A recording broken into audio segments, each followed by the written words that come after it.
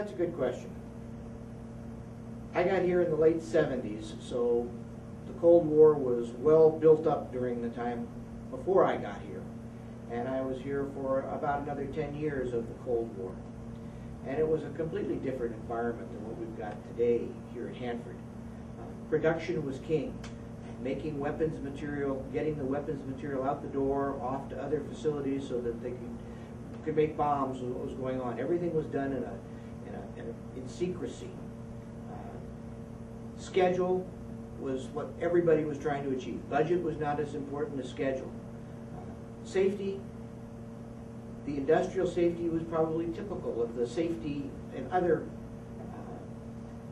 organizations, other industries at the time, and safety was not largely important. Nobody wanted to hurt people, but the standards that were used were much different than they are today. So if someone were to get hurt, it would be get back onto the job as quickly as you could so that we could make the schedule and the weapons material could be going out of the door at Hanford.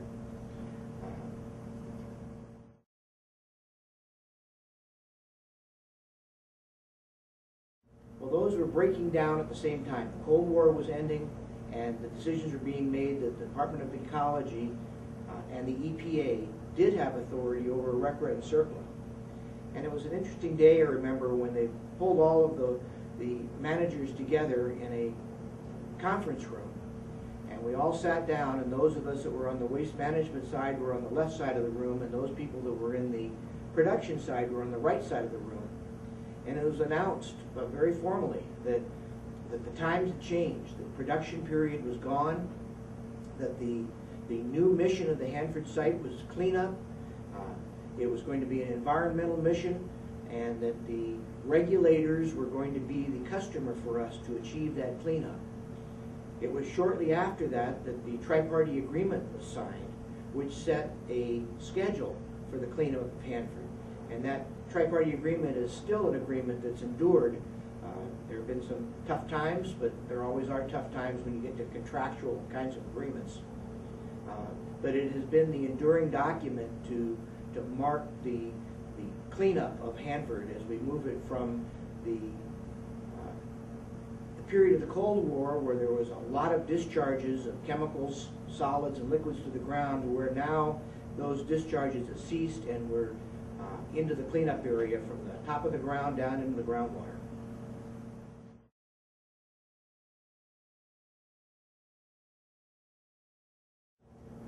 Fluor has done a lot of things to make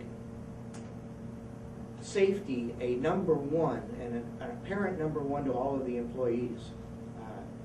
One of the key things that Fluor did was bring in some solid Fluor safety managers with great experience in Fluor corporate at leading safety.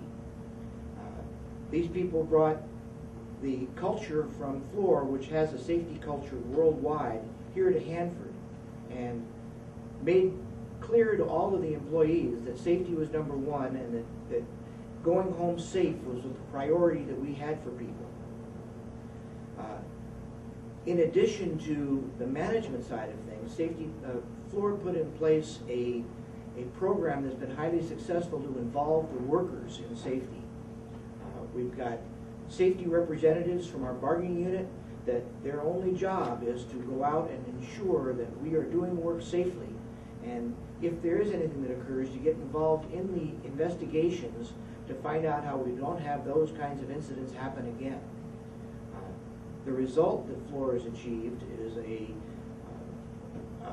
rate that we had never seen before, where we were seeing OSHA recordable rates. OSHA is the Occupational Safety and Health Act, where we were seeing numbers up around 4 or 5 recordable incidents for 200,000 man-hours worked. Over a 10-year period, we started seeing numbers below 1. Some of the best numbers in the Department of Energy complex, the best numbers we've ever had here at Hanford. So getting the workers involved, ensuring that the workers knew that management's priority was everybody goes home safely, was, I think, the key to the success.